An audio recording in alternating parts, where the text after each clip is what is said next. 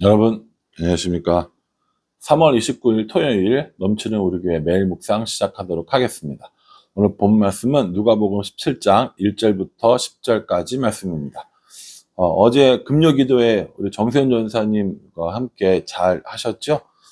저희도 어저께 토카치에 도착을 해서 함께 오비도역에서 찬양하면서 전도하고 또 전도성 목사님과 함께 여러 가지 이야기들을 나눴고요. 그리고 오늘 이제 삿포로를 거쳐서 아사히카와까지 가게 됩니다. 아사히카와에는 키타나카 목사님과 마사 사모님이 계시고요. 거기서 여름 단기 선교 어떻게 할 것인가 이런 거 얘기하고 내일 주일 예배 때 함께 예배 드리고 제가 설교하려고 합니다. 오고 가는 과정 가운데 또 준비하는 사역들, 현지에서 사역들 가운데 하나님께서 은혜를 달라고 여러분 기도해 주시고요. 계속해서 기도의 안전을 위해서 기도해 주시길 부탁을 드리겠습니다. 어제 본문에 누가 나왔냐면 부자와 나사로가 나왔단 말이에요. 그러니까 부자와 나사로 이야기가 딱 끝나고 예수님께서 뭐라고 하시냐면은 모든 사람, 누구라도 실족하게 안 하는 것이 제일 좋은데 실족하게 하면 그 사람에게 화가 있을 거야 라고 이렇게 얘기합니다. 작은 자 하나라도 실족하게 하는 것, 차라리 연자맷돌을 목에다 메고 바다에 빠지는 게 나아 라고까지 이야기하시는 거예요. 연자맷돌이 뭡니까? 그 소가 돌리는 맷돌인 거거든요. 엄청 큰 맷돌이란 말이에요.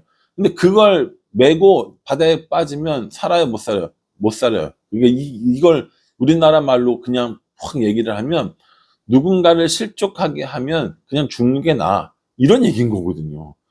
이 실족이라는 게 뭐냐면 원래적인 의미로는 함정에 빠뜨리는 것, 이걸 실족이라고 하는 거예요.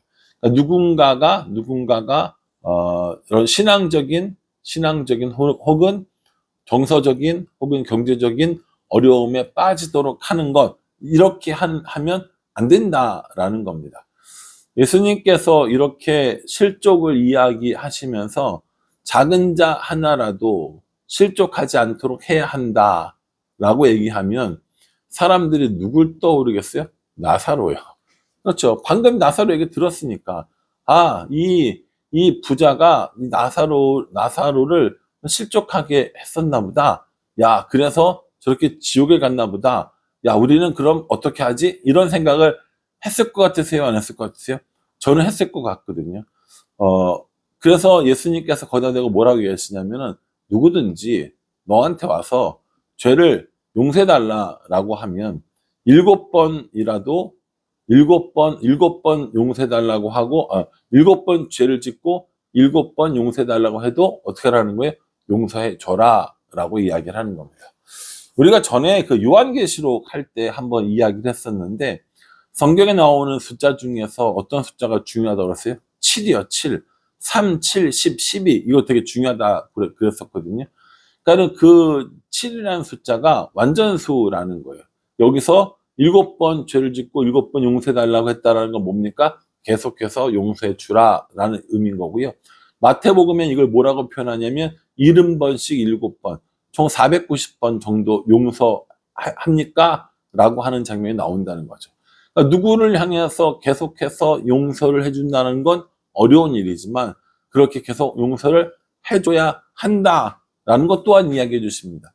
왜 우리가 그렇게 용서해야 하냐면 예수님께서 우리를 그렇게 용서해 주셨기 때문이라는 거죠.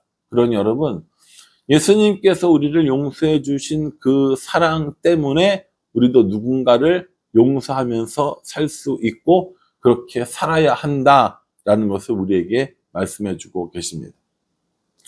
이러한 이야기들을 쭉 들은 예수님의 제자들이 뭐라고 얘기했냐면 5절에요.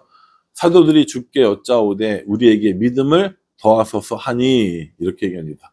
참 어렵거든요. 참 어려우니까 예수님께 이렇게 얘기합니다. 예수님, 우리에게 믿음을 더해 주세요 라고 얘기하죠. 예수님께서 오니 알았다. 자, 믿음의 약을 받아라. 믿음의 선물을 받아라. 이렇게 하지 않으시고 이렇게 얘기합니다. 겨자씨만한 믿음이 있으면 이렇게 얘기하세요. 참 이 예수님을 얄밉다고 그러면 안 되지만 이렇게 이야기하시면 참 얄미울 것 같거든요. 제자들이 예수님 우리에게 믿음을 주세요 라고 얘기했는데 겨자씨만한 믿음이 있으면 이 얘기는 너희들에게는 지금 겨자씨만한 믿음도 없어. 이렇게도 이야기할 수 있단 말이죠. 그러니 제자들이 얼마나 좀 속상했겠습니까? 겨자씨만한 믿음이 있으면 어떻게 된다고요? 이 뽕나무더러 뿌리가 뽑혀 바다에 심겨라 해도 할 것이다 라고 얘기합니다. 이 뽕나무를 뽑아가지고 바다에 심겨라 해도 심길 정도라는 거예요. 뭐가 있으면? 믿음이 있으면. 이 제자들이 있다는 거 없다는 거예요. 없다라는 겁니다.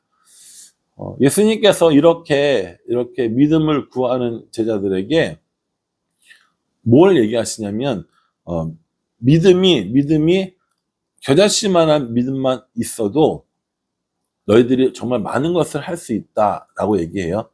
여러분 잘 들으셔야 돼요. 근데 이 믿음은 제자들이 뭐라고 얘기하냐면 우리에게 믿음을 더하소서 이렇게 얘기하거든요. 예수님께서 겨자씨만한 믿음이 있으면 라고 양을 얘기해 주시는 거예요. 믿음이 있어요. 여기 지금 믿음이 있다고요.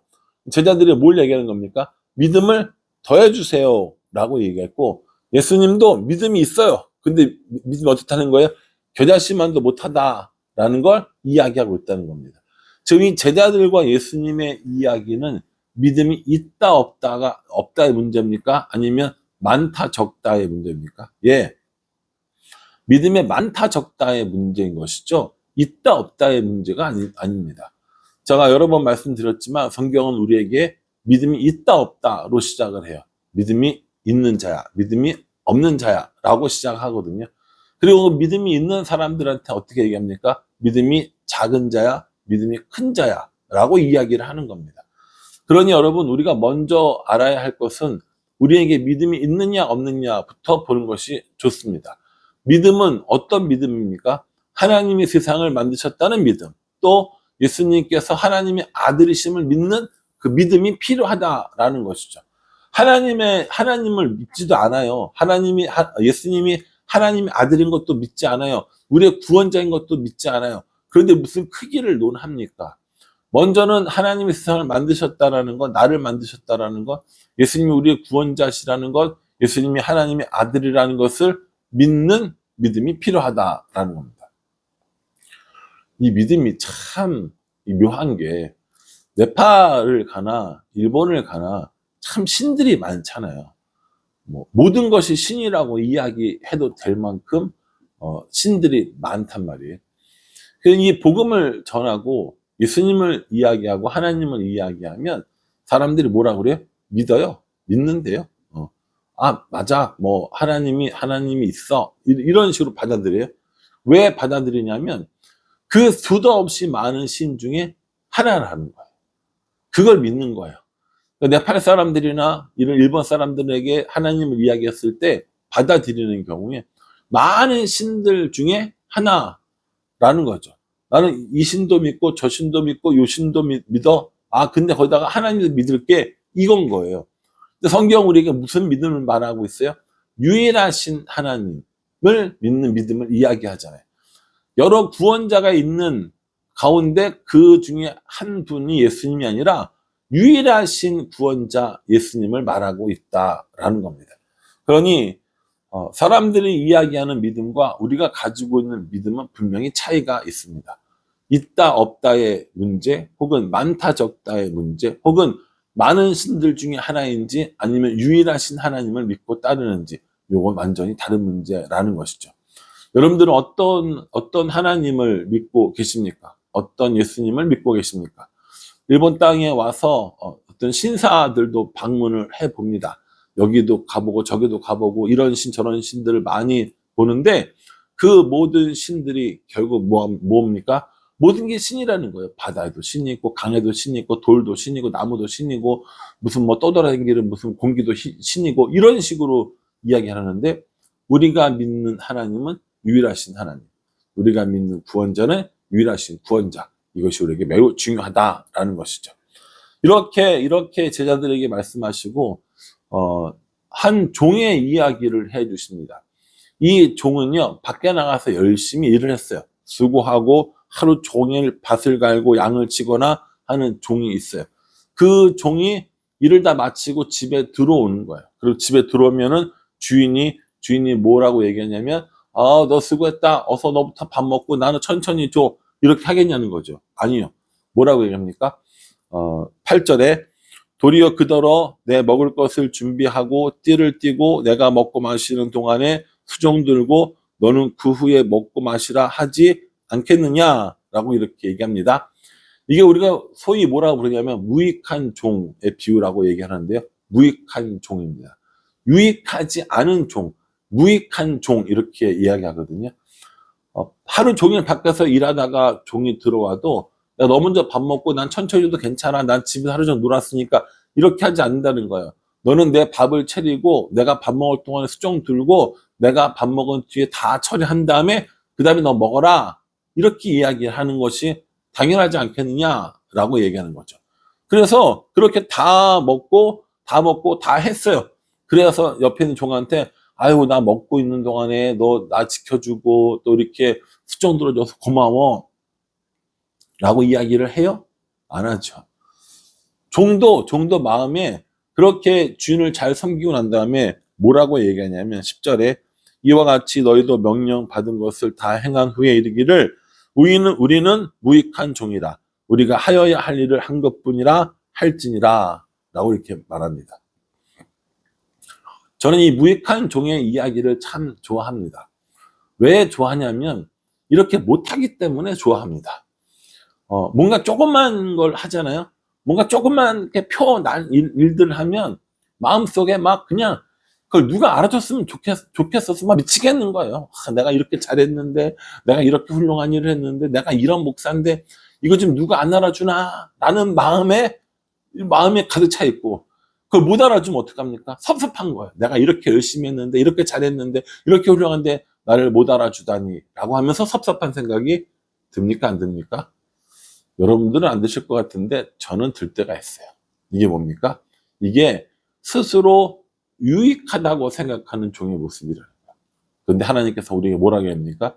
무익한 종의 자세를 가지라는 겁니다.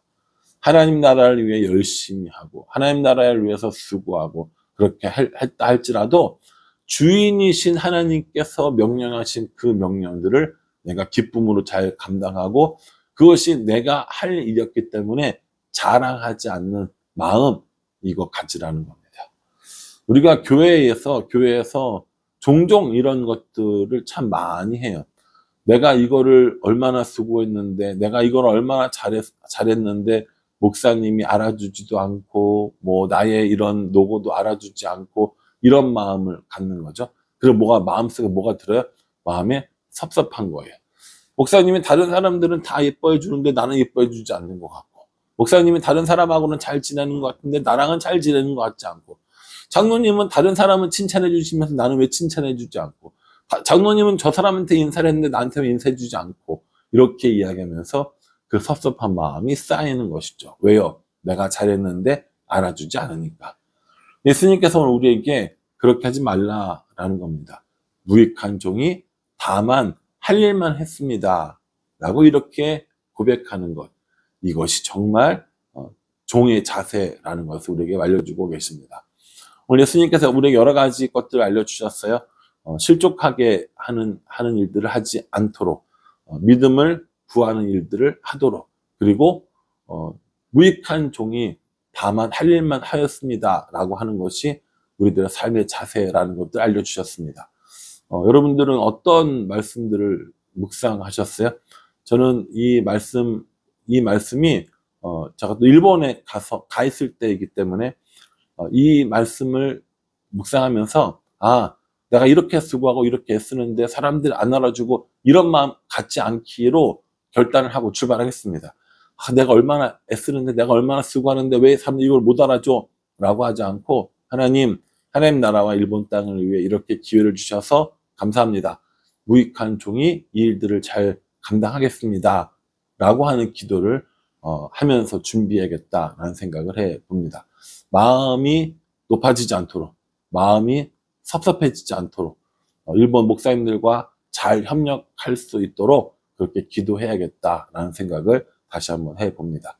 저 여러분들도 이 말씀을 가지고 묵상하면서 나에게 주어주신 은혜, 또 내가 어떻게 해야 하는지를 깨닫게 해주시고 그렇게 살아가는, 그래서 말씀의 인도하심을 받는 우리 모두가 되기를 주님의 이름으로 축복합니다. 기도하겠습니다. 하나님, 실족하게 하지 말라라고 이야기하시면서 용서하라 해주셨습니다. 믿음을 더하여 달라는 말에 겨자씨만한 믿음이라도 있으면 된다라고 이야기해 주십니다. 유익한 종이라고 스스로 여기는 것이 아니라 무익한 종이 해야 할 일을 했을 뿐입니다라고 고백하라고 권면해 주십니다. 참 묵상해보면 묵상해볼수록 이 말씀이 맞다는 생각이 들고 못하는 제 자신이 안타깝습니다. 그러니 하나님, 제 힘으로 하는 것이 아니라 하나님의 능력을 힘입어 이 모든 것들을 감당할 수 있는 은혜를 더하여 주시옵소서. 예수님의 이름으로 기도합니다. 아멘. 이 말씀들을 꼼꼼히 묵상하셔서 이 말씀이 내 삶을 인도해 나가는 그런 경험들을 날마다 할 수 있기를 간절한 마음으로 기도하겠습니다. 감사합니다.